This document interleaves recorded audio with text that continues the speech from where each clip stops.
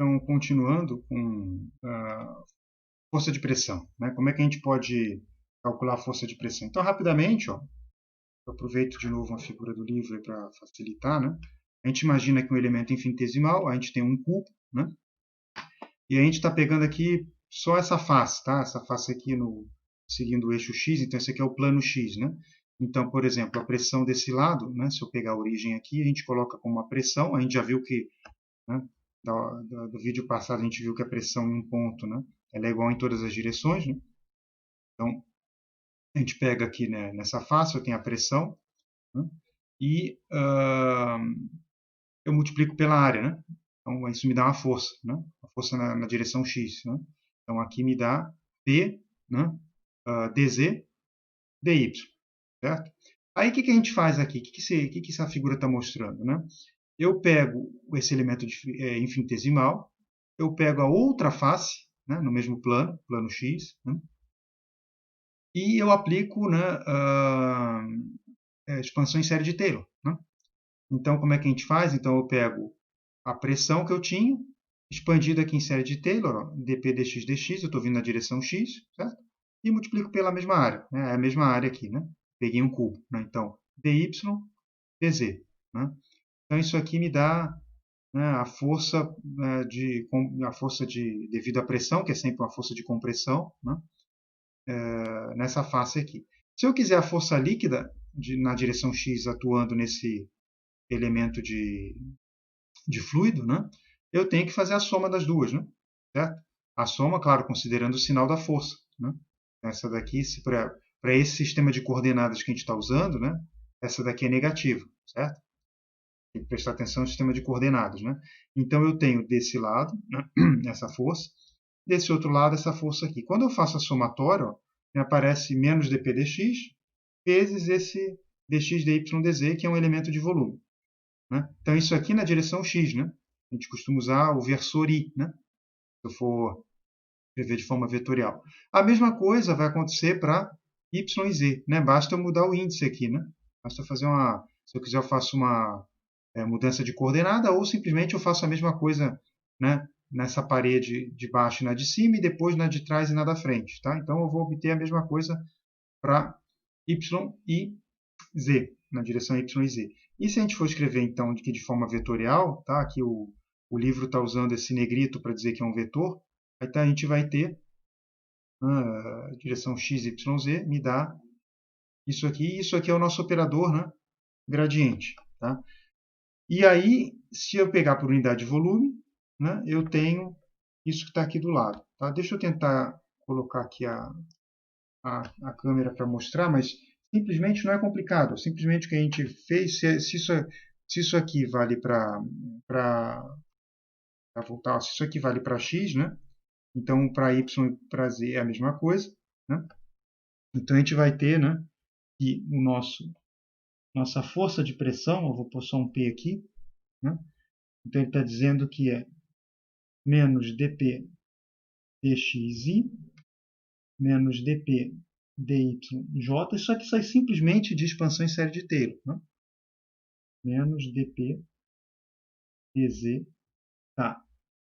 Né? Isso aqui. Né? E aí a gente tem dx, dy, dz. Isso aqui é o nosso elemento de volume. Né? O volume do nosso cubo infinitesimal. Né? Isso aqui é o volume do cubo infinitesimal. Para volume, eu uso o símbolo igual ao símbolo de qualquer, tá? Para não confundir com velocidade. Esse aqui é o nosso elemento de volume. Se eu dividir, se eu quiser isso aqui, ó, dF dV, né, a força por elemento de volume. Tá? O livro ele usa uma letra minúscula. Quer ver? Deixa eu tirar a câmera.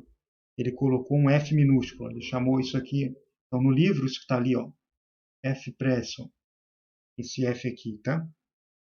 Então, esse F aqui, ele é a minha força por unidade de volume. Né? É exatamente o que está aqui. Ó. Esse F press é igual a isso aqui. Né? Então, se eu olhar a equação de cima, olhar aqui a parte de cima, né, é só eu eliminar esse termo aqui. Né? Então, ele me dá essa somatória aqui. Essa somatória é o operador gradiente, né? Então, isso aqui é o gradiente de P, né? Com sinal negativo. Tá? Então, isso aqui, ó, menos gradiente de P. Né? Então, com sinal negativo. Né? Quase que eu me esqueci. E é isso que está ali no canto esquerdo, né? Desculpa, no canto direito inferior da transparência. Né? Então, é exatamente isso que está aqui. Né? Certo? Tá bom. Então, essa é a nossa força de pressão. Aqui está por unidade de volume. Tá? Então, a força de pressão por unidade de volume é menos o gradiente de P. Né? E a força de pressão, né, é o gradiente de menos o gradiente de P vezes o volume que a gente está interessado. Tá? Tá bom. Aí, dito isso, né, a gente viu que a força de pressão então, está ligada ao gradiente de pressão. Então, o próximo passo, né, nada mais natural, é a gente calcular, né, como é que vale essa diferença de pressão para achar, né, esse gradiente de pressão. Né? A gente vai ver que a variação está ligada ao gradiente de pressão. Né? Então, é o que a gente vai fazer agora. Né? E a gente vai achar, a gente vai chegar na conclusão de que para um sistema considerado aí, né, um sistema de coordenada com gravidade orientada para baixo, a gente vai chegar nessa equação aqui, que a gente usa no colégio, inclusive, né, a gente costuma usar com delta ao invés de d, a gente vai chegar numa equação que é dp igual a menos ρg dz, tá? Quando a única aceleração é da gravidade e num sistema de coordenada que ela aponta para baixo. Como é que a gente pode fazer isso? Né? Então vamos fazer aos poucos. Eu vou tentar fazer um pouco mais devagar do que está no livro, está um pouco mais detalhado. Vou pegar uma folha nova. Vamos tentar mostrar isso aí. Então é o seguinte, ó. Eu imagino que a minha função P é uma função contínua de classe 1. Né? Uma função de classe 1. O que significa uma função de classe 1? Né? Uma função continuamente diferenciável até a primeira ordem. Né? Ela pode ser até mais, tá? Mas isso aqui é a condição mínima que a gente precisa. Então, eu pego a minha pressão e eu quero calcular a variação da pressão. Estou pegando aqui uma derivada total. Né? Como é que a gente vai calcular a derivada total? Então, a gente tem que pegar as derivadas direcionais. Então, ela é a função de x, y e z. Né? Então, a gente vai fazer isso aqui, ó, dp dx dx. Isso aqui é cálculo, né? Vocês viram isso aqui em cálculo 1 ou 2, eu agora não me lembro. Então, eu pego dy, né? Isso aqui é um y, mais dp dz dz, certo? Então, isso aqui é a nossa derivada total. Tá? Isso aqui é um y, ficou meio borrado. Aí, por outro lado, a gente tem o seguinte, a gente tem a segunda lei de Newton. Então, o que a segunda lei de Newton diz para a gente? Né? Diz que o somatório de forças, né, é igual a massa vezes aceleração, certo? E a gente, então, vai usar isso aqui junto com o que a gente tinha acabado de ver, né? Porque a gente tinha visto que a força de pressão ela era menos o gradiente de pressão, né? Era menos o gradiente de pressão vezes o volume. Tá? Então, isso aqui era uma coisa, isso aqui é outra coisa. Isso aqui é a derivada total, isso aqui é a segunda lei de Newton. Então, massa vezes aceleração. Se a gente pegar em x, ó, em x eu vou ter o quê? Eu vou ter a massa do meu elemento de fluido, que vai ser ρ, dx, dy, dz. Então, isso aqui é massa vezes massa específica vezes volume, me dá a massa, né? Vezes aceleração em x. Então, isso aqui é esse lado, isso aqui é a componente x, tá? Ok, então isso aqui é igual a menos a componente da força, né? Menos eu vou pegar aqui de novo, menos aqui o gradiente de P, mas eu quero a componente x, que é isso aqui, ó. É esse cara aqui vezes isso aqui, ó. A componente x da força de pressão é isso aqui vezes o elemento de volume. Tá, então a gente vai colocar aqui, ó, só a componente x, ó, certo? De novo, o elemento de volume, ó, dx, dy, dz. E a gente faz a mesma coisa para y, então ρ, dx, dy, dz, ó, essa é a massa, aceleração em y, igual a menos dp dy, dx, dy, dz. E a mesma coisa para Z, né? Então, eu vou ter em Z, eu vou ter ρ, nosso volume de novo, né? Desculpa, nosso massa específica de novo, volume, ó, dy, dz, dx, dy, dz. Então, isso aqui me dá massa. Agora, aí sim, ó, em Z, eu posso ter uma aceleração em Z e eu tenho a gravidade. Se a gente orientar a gravidade, né, com Z para cima, a gravidade para baixo, né? Então eu ponho aqui G, certo? Um sistema de coordenada Z orientado para cima, né? Então isso aqui vai ser igual, a gente pega de novo, dp dz, né, a componente Z do gradiente de P, dx, dy, dz. Né? Aqui é o nosso elemento de volume. Então isso aqui, consigo enquadrar melhor, a nossa segunda lei de Newton. Tá? Beleza. Né? Ok. Aí a gente pode fazer o seguinte, se eu dividir isso aqui tudo pelo volume, né? Eu podia ter posto o dv só, né? Mas enfim, eu pego aqui e divido pelo volume. Tranquilo, né? O que isso vai dar para a gente? Vai dar três equações bem curtas. Ó. dp dx igual a menos ρ a x, dp dy igual a menos ρ a y, né? dp dz igual a menos ρ a z mais g.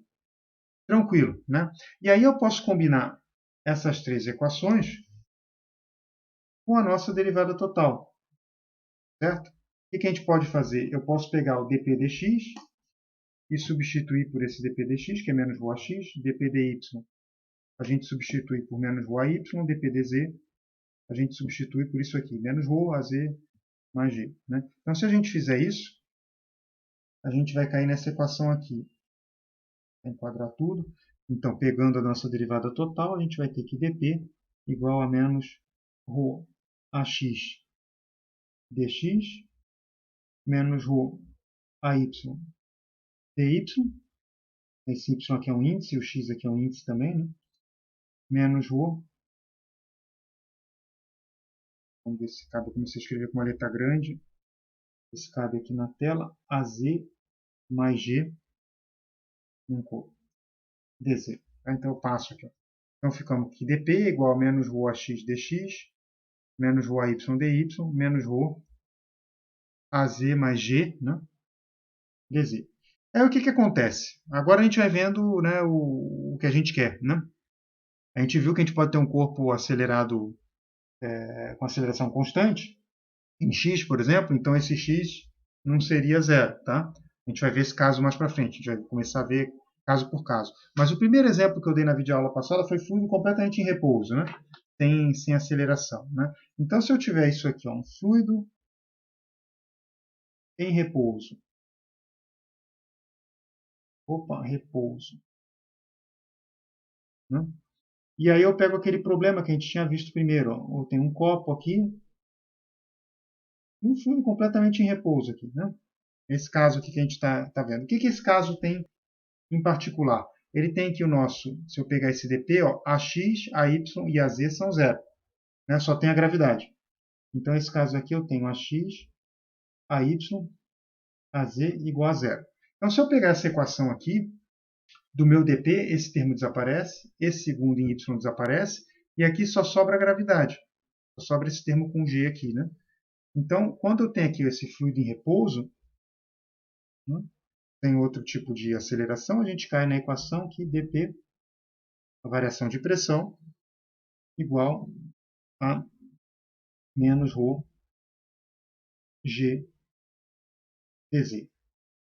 Que é a equação que está aí no slide. Ó.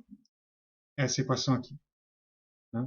Aí tem o seguinte, ó, a gente costuma, eu não costumo fazer isso em particular, né? Mas o pessoal de engenharia civil costuma fazer isso, mas o livro faz isso. Né?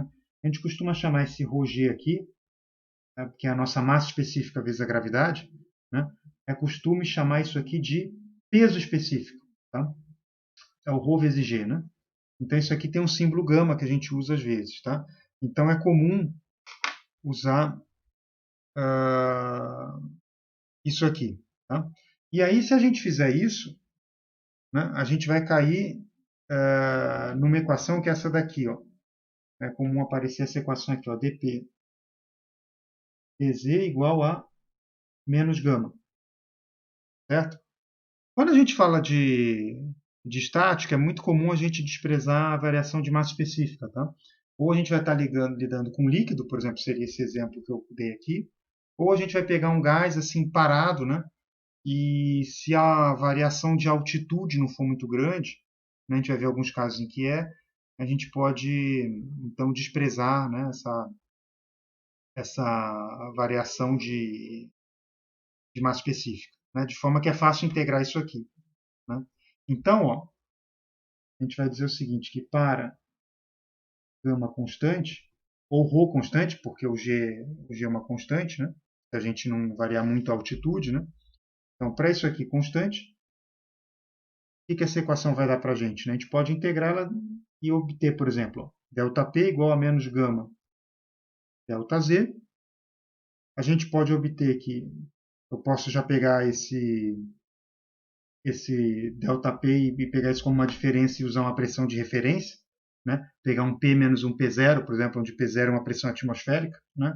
E aí isso me dá a segunda forma da equação, né? Que vai ser P mais gama Z igual a uma constante, né? Que vai ser uma pressão, vou pôr aqui, ó, constante, tá?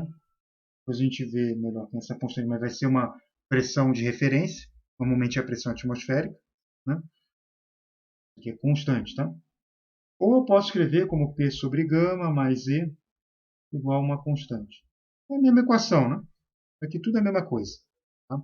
Então isso aqui acho que está na sequência dos slides, ó. E é isso aí. Então, a gente integrando a equação, né, a gente vai cair nessas três equações que eu tinha colocado na tela. Tá? Então, simplesmente, né, a gente saiu aqui do dp dz igual a menos ρg, que é igual a menos gama, e integrou. Tá vendo? A mesma coisa que a gente fez. Quando eu escrevi que P mais gama z é igual a constante, né, a gente está considerando que essa pressão P1 é uma pressão de referência numa altura de referência que a gente pega como uma cota zero. Né? Então, no nível do mar, seria zero, nível do mar Z igual a zero, e seria a pressão atmosférica. Né? Aquela constante que apareceu lá do outro lado seria simplesmente a pressão atmosférica. Né? Tá bom. Deixa eu voltar aqui para tentar colocar a câmera. Tá. Então seria simples assim. Né? E a gente pode pegar um exemplo. Ó. Vou mostrar um exemplo para vocês aqui de como é que a gente usa a equação. Vocês vão ver que ela é bem lógica. Tá? Costuma fazer isso sem muito trabalho, assim, inclusive no colégio. Né? Então, se eu imagino, por exemplo, aqui que eu tenho ar e aqui eu tenho água. Um exemplo, tá? Estou dando um exemplo simples aqui, né? Ar e água, eu pego o meu sistema de coordenadas e começo a valer aqui a partir da superfície, por exemplo. Vou pôr Z. E aí eu quero saber quanto vale a pressão, ó, num dado ponto aqui, ó.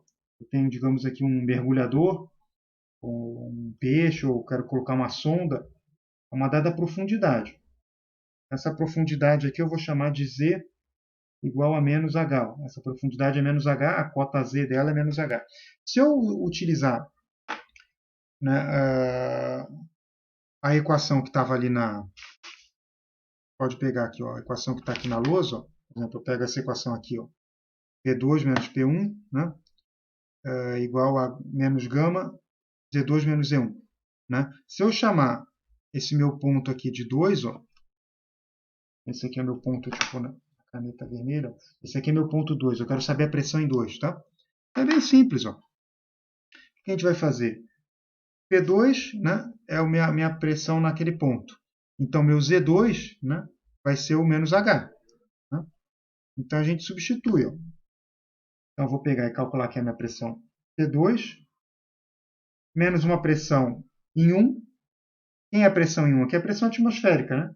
P1 eu já vou pôr aqui, ó, ATM, pressão atmosférica, né? Que é conhecida. Né? Igual, né? Então, vale daí 10 a quinta, né? Pascais, né? Pressão atmosférica. Né? Igual a menos gama, que é a equação que estava lá tá lá na transparência, ó, menos gama Z2. Quem é Z2? Né? É menos H. E Z1 é zero, né? certo? Z1 é zero, é o nosso estado de referência, menos zero. A gente podia ter posto a origem onde a gente quisesse, tá? E o resultado sempre vai ser igual, porque o que interessa aqui é a diferença, tá? Vocês podem pegar para treinar, vai dar a mesma coisa. O que sobrou aqui, né? Sobrou que o meu P2 é a pressão atmosférica, né? Mais γH, né? Gama, lembrando, é ρg, né? Então, a gente cai nisso aqui, ó. Deixa eu ver se eu consigo colocar aqui no finzinho do papel. Ó.